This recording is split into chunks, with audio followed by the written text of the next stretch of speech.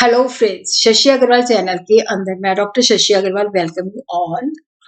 आज का जो हमारा टॉपिक है डिसोल्यूशन ऑफ पार्टनरशिप फर्म। जब फर्म डिसॉल्व होती है तो उस वक्त हम रियलाइजेशन अकाउंट बनाते हैं। अगर आपको मेरा ये एफर्ट सही लगता है तो डू लाइक माय वीडियो, इसको शेयर कीजिए, लाइक कीजिए, कमेंट कीजिए और मेरे चैनल शशि अग्रवाल को सब्सक्राइब कीजिए। So this is my app, Edusum app, जिसको आप गूगल प्ले स्टोर से डाउनलोड कर सकते हो। ये जो ऐप है commerce, economics and management students को काफी सारा फ्री स्टडी मटेरियल और काफी सारे मॉक टेस्ट प्रोवाइड करती है। उसी तरह +2 अकाउंट्स के भी काफी सारे फ्री मॉक टेस्ट अवेलेबल है और काफी सारा अकाउंट्स का फ्री स्टडी मटेरियल यहाँ पे अवेलेबल है, तो आप इस ऐप को डाउनलोड कर सकते हैं। तो सबसे पहले हम देखते हैं रियलाइजेशन अकाउंट, जो बनाया कब जाता है, जब फर्म डिसॉल्व होती है।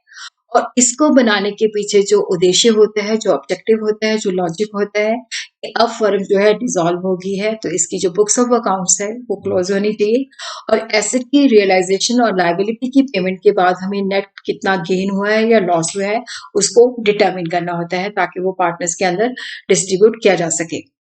तो रियलाइजेशन अकाउंट के अंदर जब एसेट्स रियलाइज्ड होते हैं तो वहां पे क्या होता है कि they are credited to this account. तो यहाँ पे जो एंट्री होती है, जब एसेट रियलाइज किए जाते हैं तो एंट्री होती है cash account to realisation account. जब लाइबिलिटीज पे की जाती हैं तो वहां पे होती है रियलाइजेशन टू कैश अकाउंट। और एक्सपेंस जो रियलाइजेशन के होते हैं वहां पे भी रियलाइजेशन को डेबिट किया जाता है। तो रियलाइजेशन का जो अकाउंट है हमें बताता है कि अल्टीमेटली जो है प्रॉफिट हुआ है या लॉस हुआ है, जो कि पार्टनर्स की कैपिटल अकाउंट के अंदर लेके जाया जाता है उनके प्रॉफिट शेयरिंग रेशियो के अंदर। रियलाइजेशन अकाउंट जो है नॉमिनल अकाउंट है, रेवेन्यू अकाउंट है।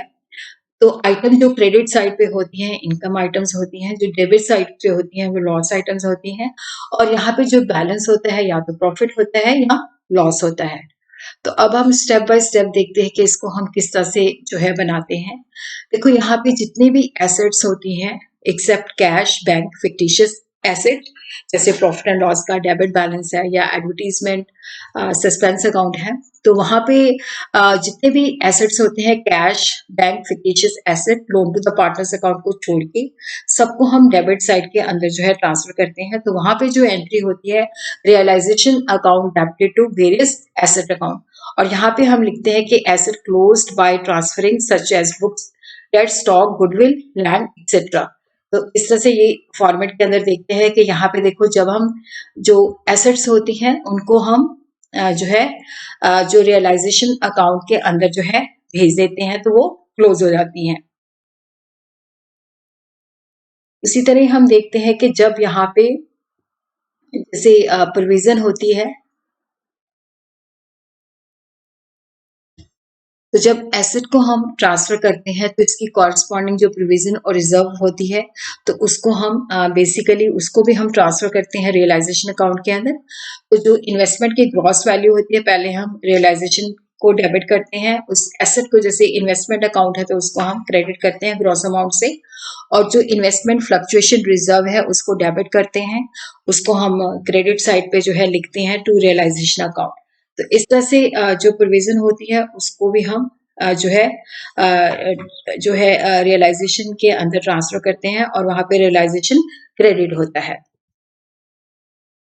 और इसी तरह जैसे प्रोविजन फॉर डाउटफुल डेट है वो बेसिकली जो है लाइबिलिटी साइड, मतलब तो यहाँ पे हम देखते हैं कि जैसे डेटर्स है तो रियलाइजेशन को डेबिट करते हैं और पूरा डेटर का जो क्रॉस अमाउंट है उसको हम क्रेडिट करते हैं, प्रोविजन को हम डेबिट करते हैं और रियलाइजेशन को हम क्रेडिट करते हैं।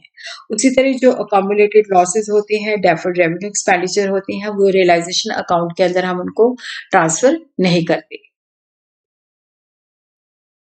ये जो अकाउंट्स होते हैं फिक्टिशियस एसेट है, इनको हम कैपिटल अकाउंट के अंदर जो है ट्रांसफर करते हैं उनके प्रॉफिट शेयरिंग रेशियो के अंदर। जैसे पार्टनर्स के कैपिटल अकाउंट को हम डेबिट करते हैं, जैसे लॉसेस है तो प्रॉफिट एंड लॉस को हम यहाँ पे क्या कहते हैं क्रेडिट कर देंगे।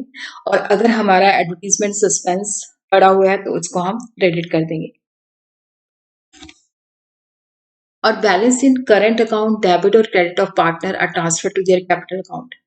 तो जब जो उनके करंट अकाउंट का डेबिट बैलेंस है या क्रेडिट बैलेंस है तो वो भी हम उनके कैपिटल अकाउंट के अंदर ट्रांसफर कर देते हैं। अगर करंट अकाउंट का डेबिट बैलेंस है तो वहां पे पार्टनर की कैपिटल अकाउंट डेबिट हो जाती है टू पार्टनर्स करंट अकाउंट, और अगर करंट अकाउंट क्रेडिट है तो पार्टनर्स के करंट अकाउंट को हम डेबिट कर देते हैं और पार्टनर का कैपिटल अकाउंट क्रेडिट हो जाता है। और अगर जो लोन टू पार्टनर है, क्योंकि वो भी जो है उसकी भी एंट्री हम इस तरह से करते हैं, उसको भी हम रियलाइजेशन के अंदर नहीं शो करते। कैश या bank account debited to loan to partner account, तो उससे हम ले लेते हैं। और जितनी भी लाइबिलिटी आउटसाइडर्स को हमने देनी होती है except loan by partner account, और पार्टनर का जो कैपिटल अकाउंट है तो उसको हम क्रेडिट साइड पे जो है ट्रांसफर करते हैं, क्लोज करते हैं। जैसे यहाँ पे सन्डे क्रेडिटर को डेबिट कर दिया, bill payable account debited, bank loan, loan from third party जो है उसको डेबिट कर दिया और रियलाइजेशन को क्रेडिट कर दिया, तो ये रियलाइजेशन की क्रेडिट साइड पे अपेयर होता है। इस तरह से हम लाइबिलिटी को जो है क्लोज करते हैं।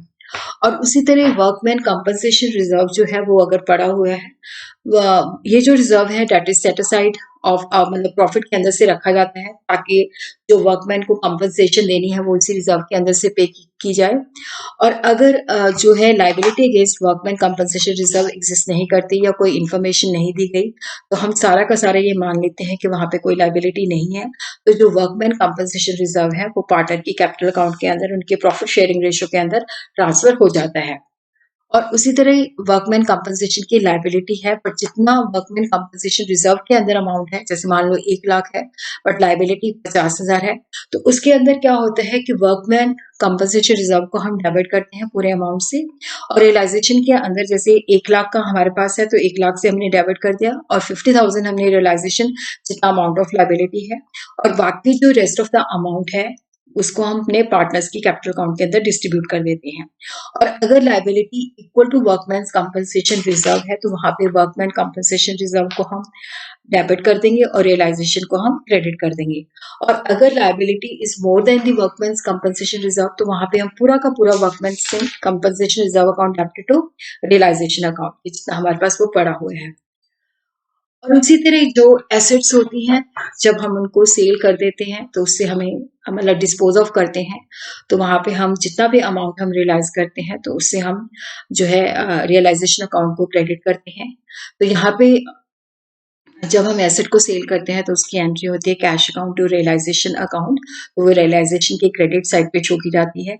और उसी तरह जब रियलाइजेशन एक्सपेंसेस की पेमेंट की जाती है तो उसको डेबिट साइड पे शो किया जाता है रियलाइजेशन अकाउंट के अंदर।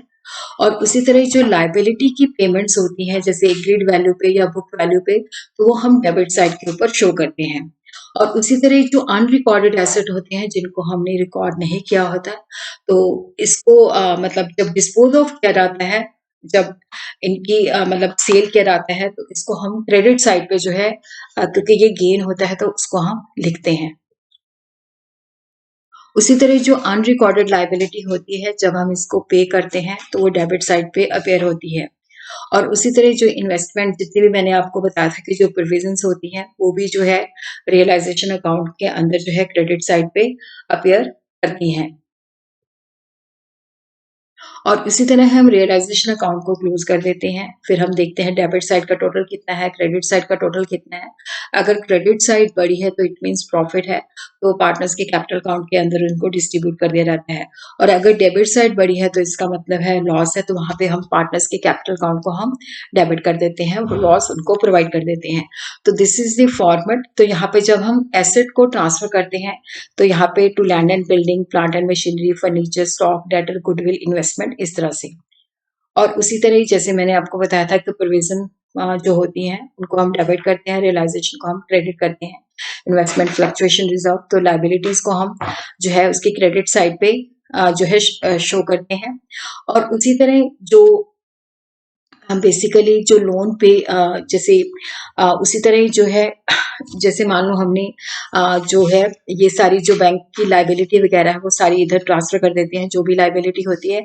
और जब हम एसेट को डिस्पोज ऑफ करते हैं तो जो हमें पैसा मिलता है वो हम इसकी क्रेडिट साइड पे लिखते हैं, जो हम लाइबिलिटीज को पे करते हैं तो वो हम डेबिट साइड पे लिखते हैं।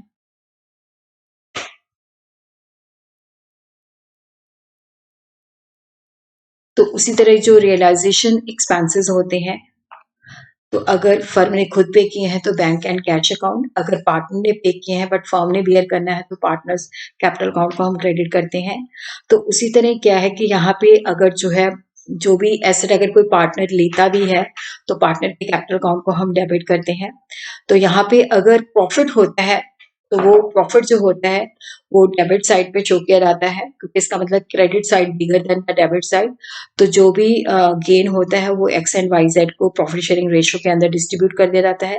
और अगर लॉस होता है तो वो क्रेडिट साइड पे लिखा जाता है, लॉस ऑन रियलाइजेशन। जैसे मान लो 3 पार्टनर है तो तीनों पार्टनर्स को उनकी प्रॉफिट शेयरिंग रेशो के अंदर डिवाइड कर दिया जाएगा।